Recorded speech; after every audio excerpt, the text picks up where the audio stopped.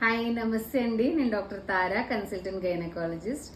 అయితే ఈరోజు నేను చెప్పబోయే టాపిక్ వాల్డ్ ప్రొలాప్స్ అన్నమాట.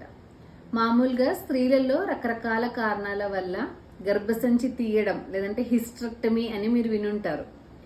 మేబీ గడ్డలు ఉండొచ్చు యూట్రస్లో, లేదంటే బ్లీడింగ్ ఓవర్గా అవ్వడం వల్లనో, లేదంటే గర్భసంచి కిందికి దిగి రావడం వల్లనో తీసిన కేసెస్లో మామూలుగా మనం ఈ యూట్రస్ రెండు ఫెలోపియన్ ట్యూబ్స్ ఓవరీస్ అన్నమాట. అయితే ఈ గర్భసంచి ఇక్కడ నుంచి తీసిన తర్వాత ఇది వజైనా అంటే ఇక్కడ నుంచి బేబీ బయటికి వచ్చే ద్వారం అన్నమాట. మనం మెన్సెస్ అయినప్పుడు ప్రతి నెల ఇక్కడ నుంచి అన్నమాట బ్లీడింగ్ బయటికి వచ్చేది. ఈ గర్భసంచి ఇక్కడ నుంచి ఇక్కడ వరకు ఇది మొత్తానికి పైన నుంచి తీసేసిన తర్వాత ఈ వజైనల్ ఓపెనింగ్ మనం ఇలాగా ఇక్కడ స్టిచ్ చేసి పెడతామన్నమాట. దీనికి జస్ట్ ముందు యూరినరీ బ్లాడర్ ఉంటుంది అనమాట. జస్ట్ బ్యాక్లో మనం మోషన్ పోయే రెక్టమ్ ఉంటుంది. సో ఈ యూట్రస్ పోయిన తర్వాత ఈ వెజైనల్ వాల్కి జస్ట్ క్లోజ్గా రెక్టమ్ యూరినరీ బ్లాడర్ చాలా దగ్గరగా ఉంటాయి అనమాట. అయితే మన యూట్రస్ని ఈ ఏరియాని మొత్తం సపోర్ట్ చేసేది పెల్విక్ ఫ్లోర్ మసిల్స్ అనమాట.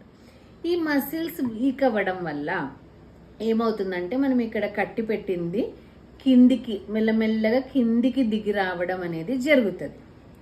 అయితే చాలా మంది అనుకుంటారు నాకు ఆల్రెడీ యూట్రస్ తీసేశారు, లేదంటే గర్భసంచి తీసేశారు, మళ్ళీ యూట్రస్ కిందికి వస్తుంది. ఆ రోజు డాక్టర్ సర్జరీ అయిపోయిన తర్వాత యూట్రస్ లేదని చెప్పారు, కానీ ఇప్పుడు మళ్ళీ యూట్రస్ గర్భసంచి కిందికి వస్తుంది అని చాలా మంది అపోహ.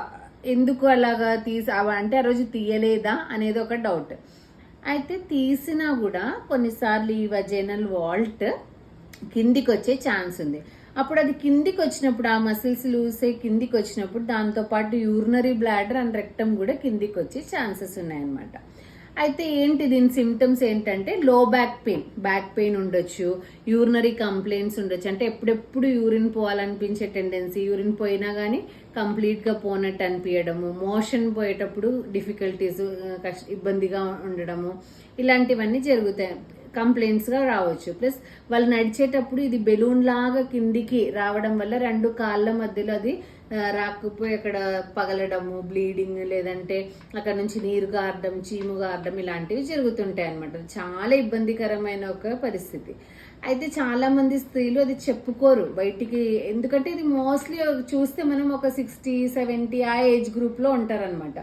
సో ఆ ఏజ్ గ్రూప్లో పిల్లలతో చెప్పలేక వాళ్ళని ఎందుకు ఇబ్బంది పెట్టడం అని చెప్పేసి చాలామంది చెప్పుకోరు. కానీ అది మీరు ఖచ్చితంగా డాక్టర్ దగ్గరికి వెళ్ళాలి. దానికి పర్మనెంట్ సొల్యూషన్ అంటే సర్జరీ ఒకటి. చాలా రకాల సర్జరీస్ ఉన్నాయి.